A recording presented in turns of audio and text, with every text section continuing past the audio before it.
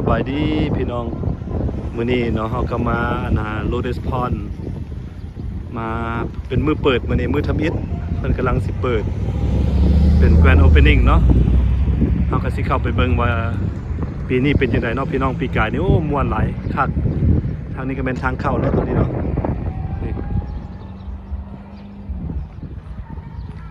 นี่มันทางเข้า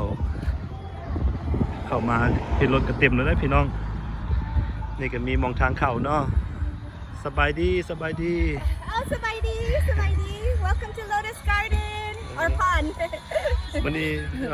มือทำอิฐเนาะมื้อนี้เนาะมื้อนี้ทำอิฐอย่าง แกรนด์โอเพนนิ่งโอเค ไปม่วนไปเต้นน้ำกัน โอเคเข้าไปเบิ่ง อาหารกิน ขอบใจรถก็กำลังมาเด้อพี่น้องเพจเต็มแล้วนี่พอคิดว่าสิเต็มแล้วนี่อันนี้หากะ4 โมงพี่น้องพอกินร้านกันอ้าวสบายดีคนโพโดเวียว โอ้มาฮอดพร้อมกันเนาะสบายดีมาเที่ยวโรเดสพอนเนาะมื้อนี้เนาะโพโดเวียวมาเจอกันบ่ได้นัดแต่ว่ามาเจอกันมื้อนี้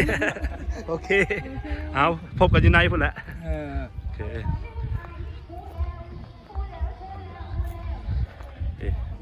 รถก็เต็มพี่น้องเดี๋ยวนี้เฮาก็สิย่างเข้าไปเนาะตอนนี้เนาะย่างมาฮอดนี่ก็มีป้ายเนาะนี่มันก็มีมีกฎของโรเดสพอนเด้อพี่น้องนี่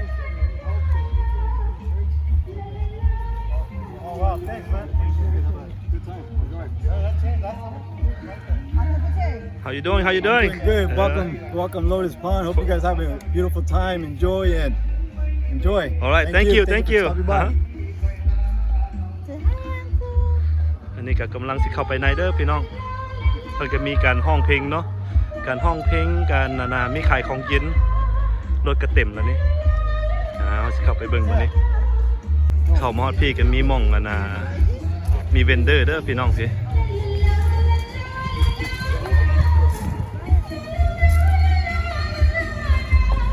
มีเวนเดอร์เต็มพี่น้อง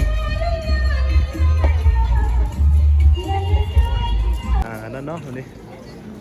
คำมาเบิ่งว่าเวนเดอร์มันมีอย่างแน่นี่ก็มีห้านขายของกินเนาะนี่เนาะโอเคสบายดี How you brother Thank you guys for coming. No problem นี่ก็มีห้านขายของกินเนาะพี่น้องทางเขาพี่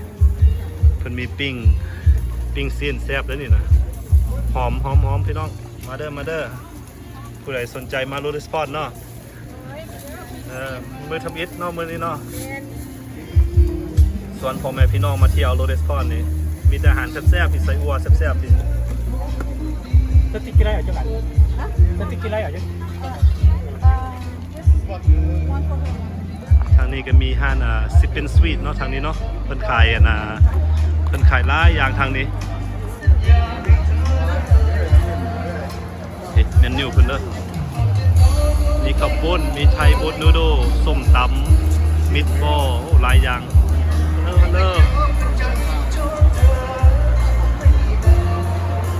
ฮัลโหลสบายดียังไงfirst day we're gonna walk around first and move good to see you okay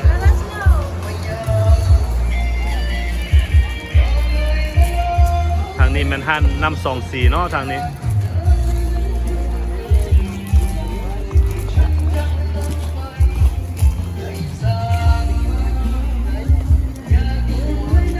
น้ำ24มันก็มีเอโกรมีขวามีเนาะมีหลายอย่างมีสาคูยาใส่เนาะสาคูยาใส่มาเด้อพี่น้องมาโรดสปอนเนาะเฮ็ดใหม่ๆแซ่บๆ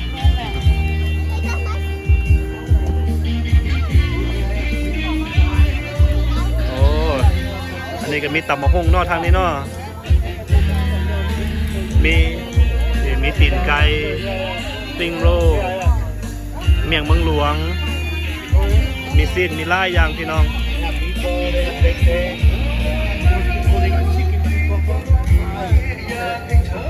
มีอาหารหลายมีโอคิทเช่นทางนี้อีกเนาะมีล่าอย่างพี่น้อง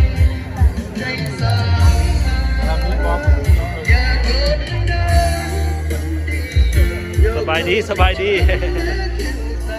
คน ถ่ายรูปก่อน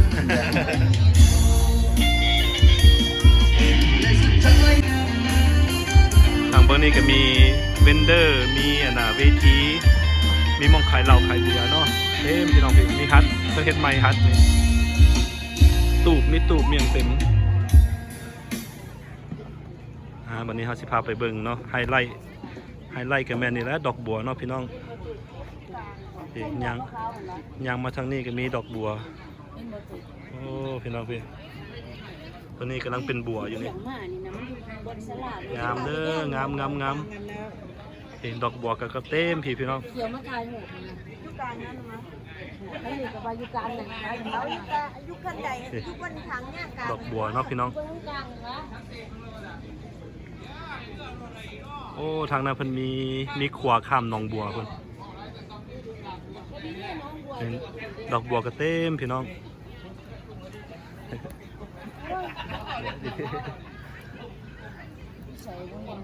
นี่ก็สิพาย่างอ้อมหนองบัวกันบัดนี้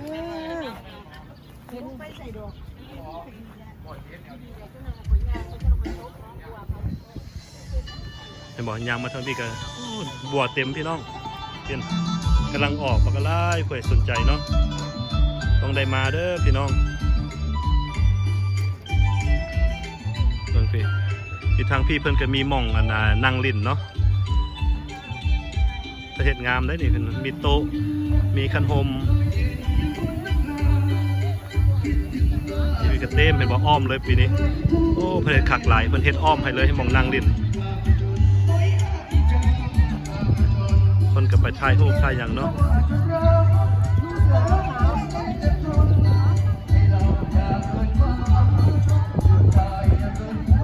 คนกำลังมาเต้มพี่น้อง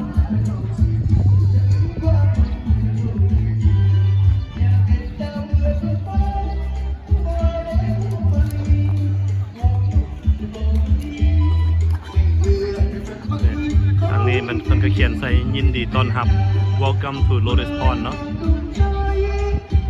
หลายคนกับกำลังถ่ายรูปเดี๋ยวนี้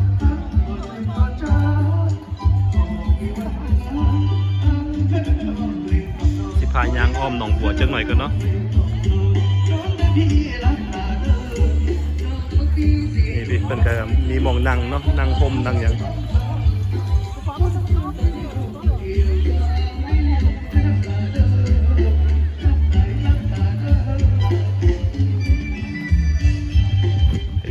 ดอกบัวเต็มเนาะอันนี้ก็มี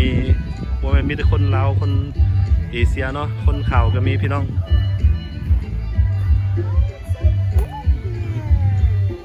Hello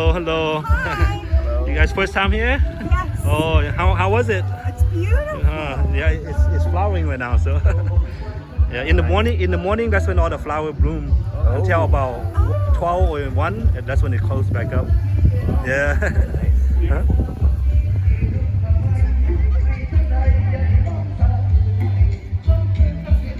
ยางอ้อมหนองบัวเนาะพี่น้องทางพี่เนาะก็มีคนต่างชาติคนคือคนอินเดียคนอย่างนี้เลยนี่แล้วก็มีหม่องถ่ายรูปเนาะอยู่นี่พี่น้องงามเด้อเพื่อถ่ายรูปวิวนี่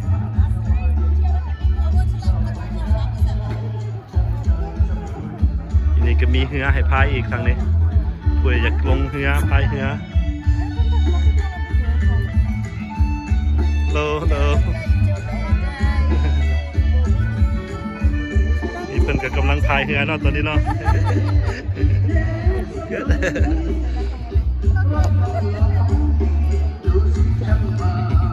Hello how you doing you guys first time here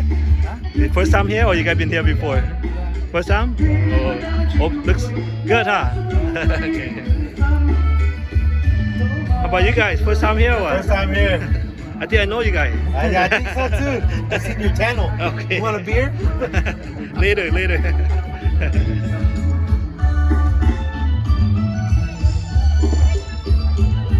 ดอกบัวเต็มพี่น้องคุณนะ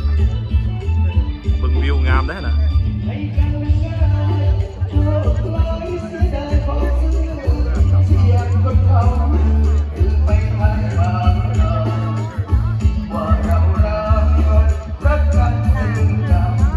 สบ ายดีสบายดี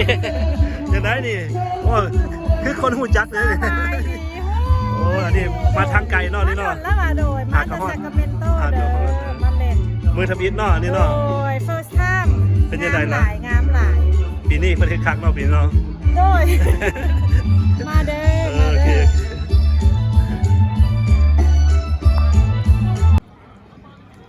อยู่ทางพี่ก็มีเวทีเด้อพี่น้องพี่เพิ่นแปลงใหม่ปีนี้เฮ็ดเวทีใหญ่ขึ้นปีนี้มีหม่องนะให้คีย์บอร์ดแล้วก็มีแดนซ์ฟลอร์เนาะหม่องเต้น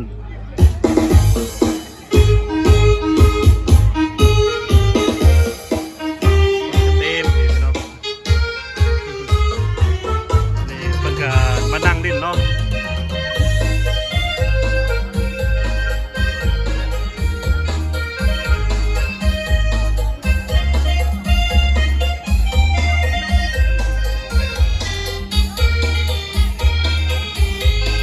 คือก็มีหม่องขายเครื่องเนาะขายของกินขายน้ำโบวาลจีตอนนี้ก็กำลังซิโอเดอร์เครื่องกินอยู่แซบลาวเด้อพี่น้องเพแซบลาว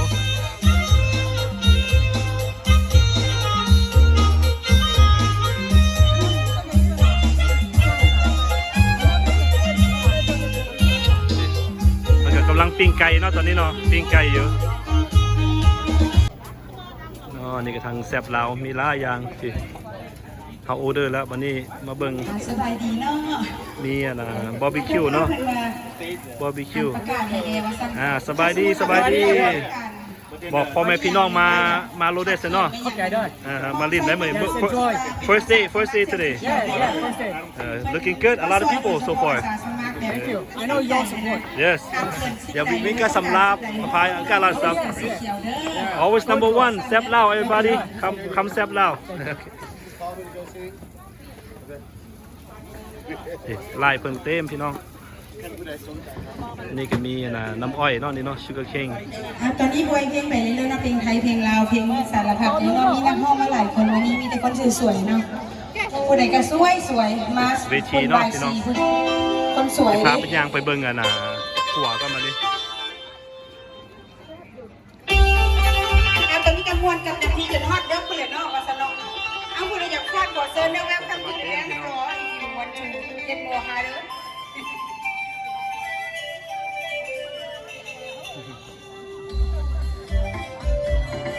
ตอนนี้ก็มา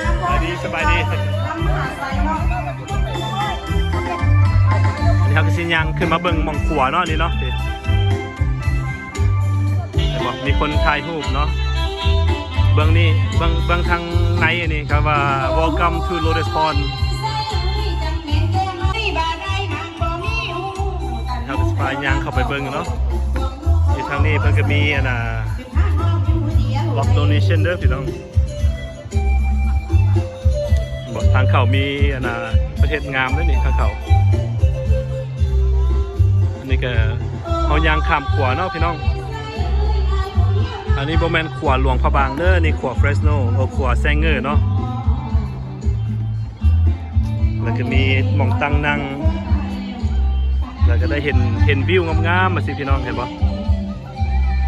ดอกบัวก็กำลังบานเต็มเลยอันนี้มัน360 วิวเด้อพี่น้องนี่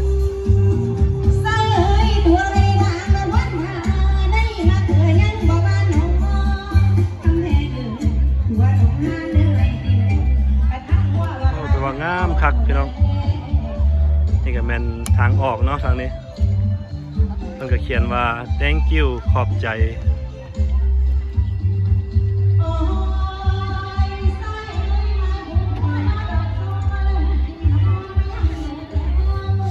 เห็นเนาะมีคนเต็มเนาะพี่น้อง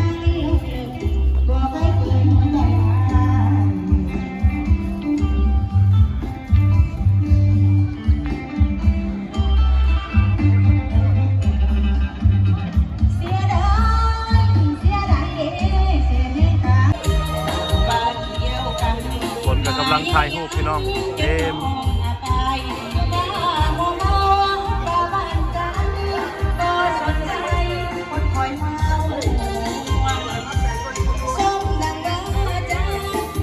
บ้านนา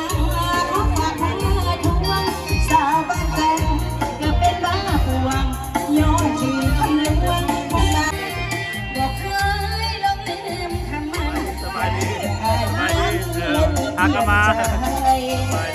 ก็มา ถ้าดอกบ่แพงให้มาขอแต่งไว้ ฮัลโหลพอดเวียวเป็นของคนใหม่ที่ตัดสินใจฟ้า สบายดีมาเช็คเอาท์โรเดสพอนเบอร์ซี่มาโดนแล้วบ่มาโดนแล้วบ่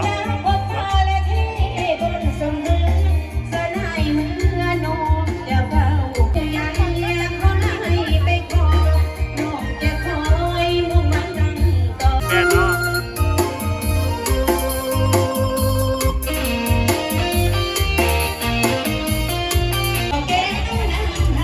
อย่างมาทางหลังเลยเนาะมาหาเจ้าของเลย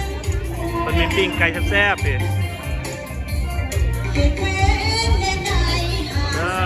ปิ้งไก่แซงเกอร์พี่น้องตัวบักใหญ่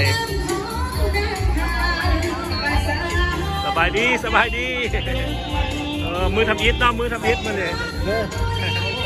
โอ้ปิ้งไก่แซ่บไก่แซ่บๆมาเด้อปิ้งโมเมนต์ปิ้งไก่นับโปงนะปิ้งไก่แซงเกอร์ โมเมนต์ไก่นับวงกันซีโน่เด้อ ปิ้งไก่คนกำลังมาหลายเดี๋ยวนี้เนาะเต็ม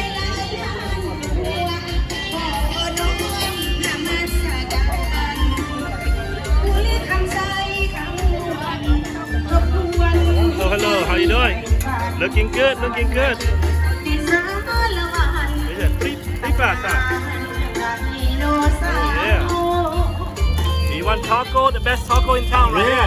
Yeah. The best taco.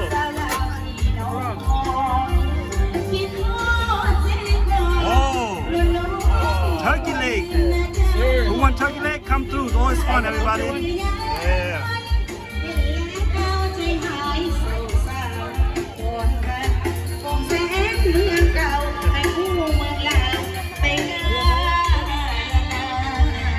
Biology, not for me turkey leg. Go ahead. Turkey leg. Fresh turkey leg, everybody.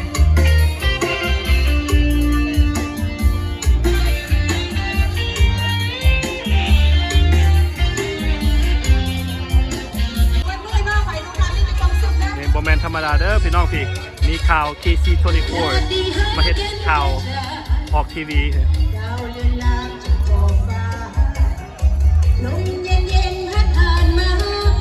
แล้วก็แม่นเด็กน้อยฟ้อนกับกำลังมาพี่น้องคนเคยสิเคยเคียงข้างการเวลาไปใส่เอาขอเสียง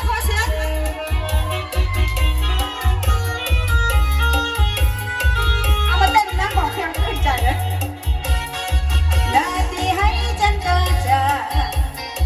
เอาเล่นลางจะขอบฟ้าดอกบัวบานพี่น้องพี่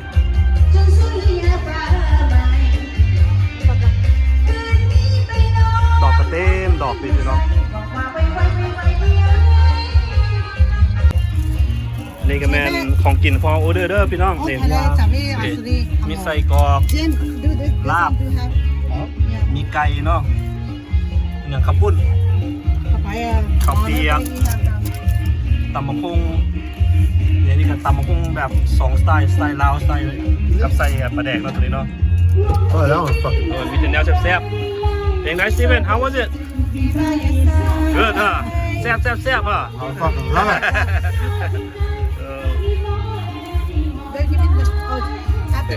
มีแต่แนวแซ่บๆเด้อพี่น้องพี่มากินกันเด้อ Can you give me the bitter sauce? Yeah, this is bitter sauce. Good guys on the sausage. That's right. Try it out. Lap. How's the lap, Kelly? Good. Bomb. Bomb, huh? Bomb.com. Bomb.com. Yeah, no, it's really good. About you, Annie? Try it out. Yeah. It's always good. What's our So kaput? sap. So sap. Always More good. Sap Lao. It's Sap Lao. Sap Lao. Yeah, that one. Not so sap. So sap is in San Diego, dah. Yeah, we're not San Diego. We're first singer. Right now.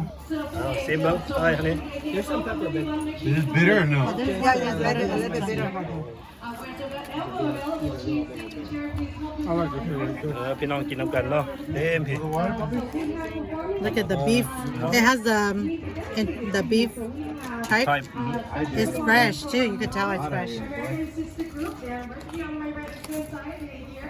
We have loud ball impersonation that's here to perform for you. And also we have lion dance. And we cannot forget, we have a hula dancer. How was it? Make sure you Now give me a little bit of sticky rice. Come try it. Okay. If your hands have pepper, I don't want you to fucking give me sticky rice. This is you, okay? Go ahead.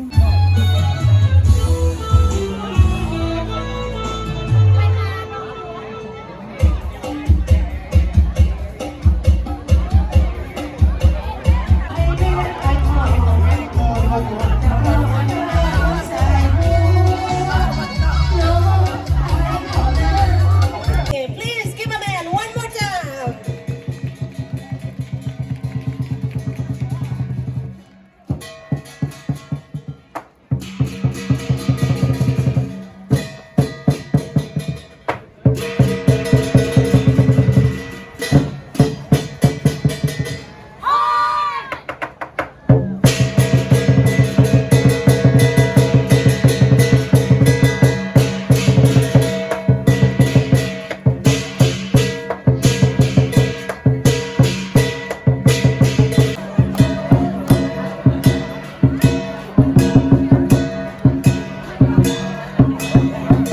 We want you to go around and explore what the Lotus Pond have to offer.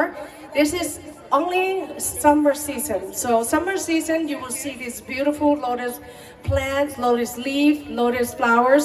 We also sell lotus root. So if you want to, buy the root to go home and plant it, let us know. There's lotus guy right there in the green shirt. We sell that for $25, 3 root for $25, and that's how the owner started. My friend and Uncle Saint started with 3 root, and look what happened. Just like babies, right? You just keep going if you don't stop. So that's what happened. So just to start from 3 plants, she bought it. I believe it's Golden Bowl. I'm advertising for Golden Bowl. Okay, so this is the time if you want to advertise your venue, let me know. So.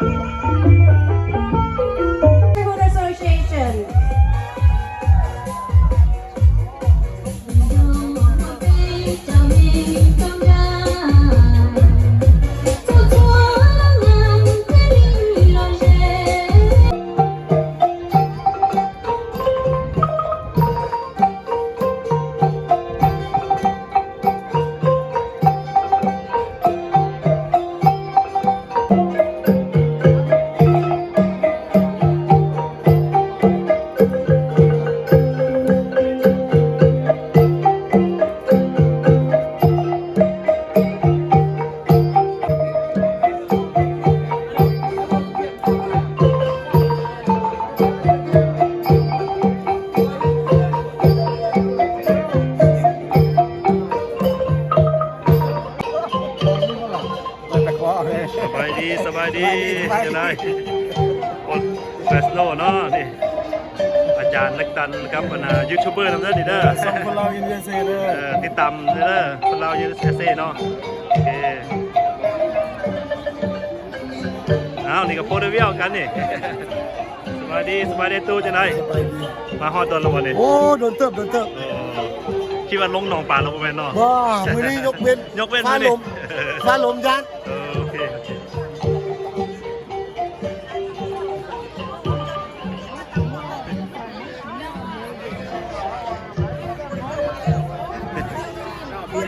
ฮัลโหลสบายดีสบายดี สบายดีทุกคน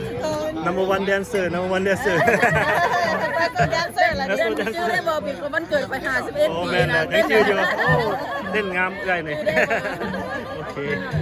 เห็นวิดีโอเงียบๆอยู่แต่อายเขา มื้อนี้ลงเติมมื้อนี้ลงเติม แต่อยากหัวตอนเต้นบ่ฮู้มือบัดไปเห็นตัวเองใน YouTube ตายไปเห็นอะไรนี่ เป็นยังไงมื้อนี้มาโลเดสพอนเป็นยังไงล่ะมื้อนี้ มวนอาหารกระแซ่บอาหารกระแซ่บ หลายวันเด้อ ตบยุงซอยหน่อยเด้อมื้อแรงก็ตบยุง ตบซอยกันแล้ว breeze ตอนนี้เย็นแล้วจังไผ อากาศพอดีไว้นะ beautiful โอเค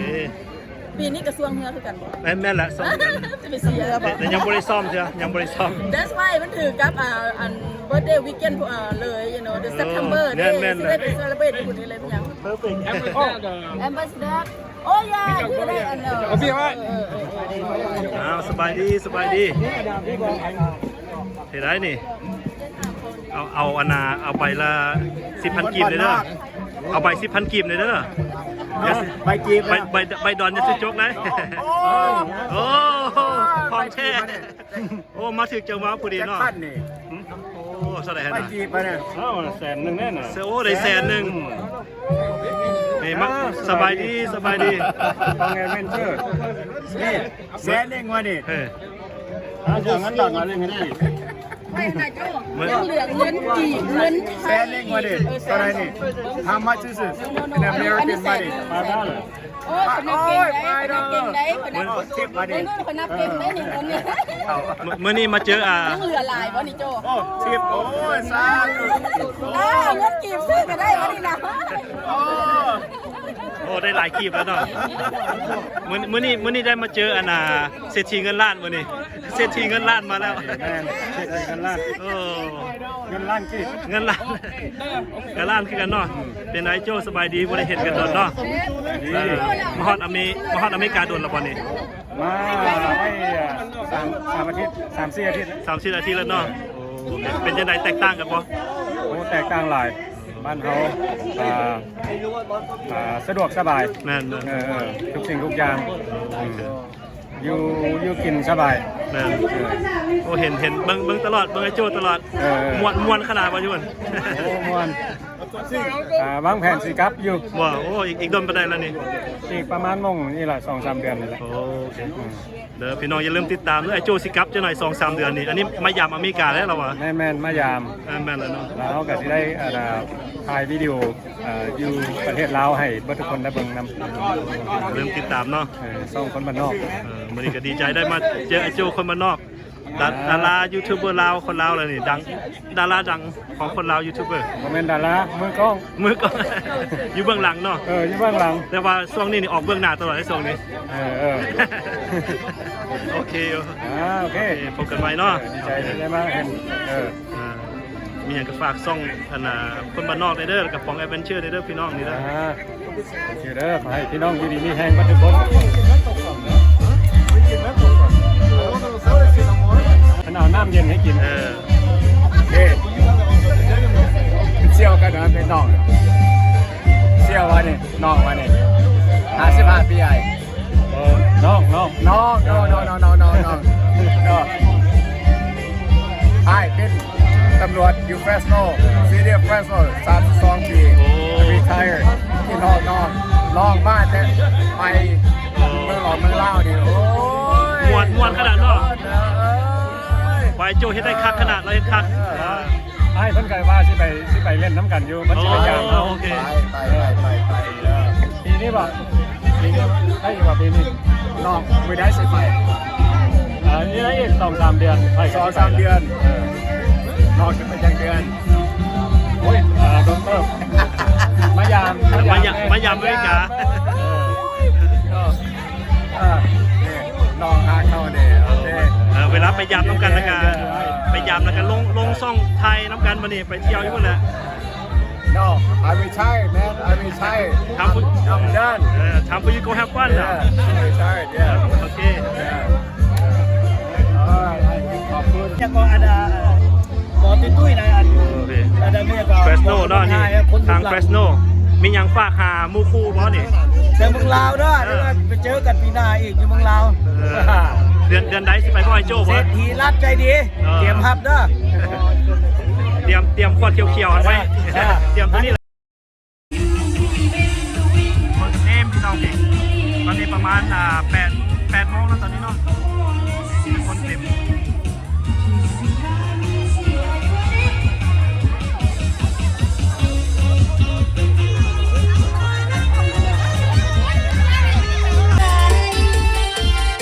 เป็นผัวทะเลบ่สีเป็นผัวไก่ยันยายนำมาชีเอาหัวแขวน้องไปอ้อยฟ้า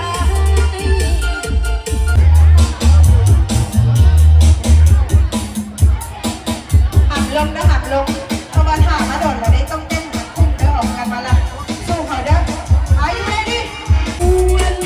ตรงไหนสวยไม่เบาเขาว่า ไม่ได้อยากเป็นคนสวย อยากเป็นคนถูกไปมากกว่า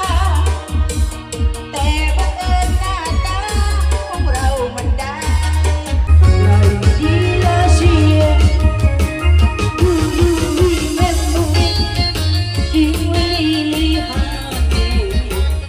Come on let's kiss again Kissing Hamisia Yeah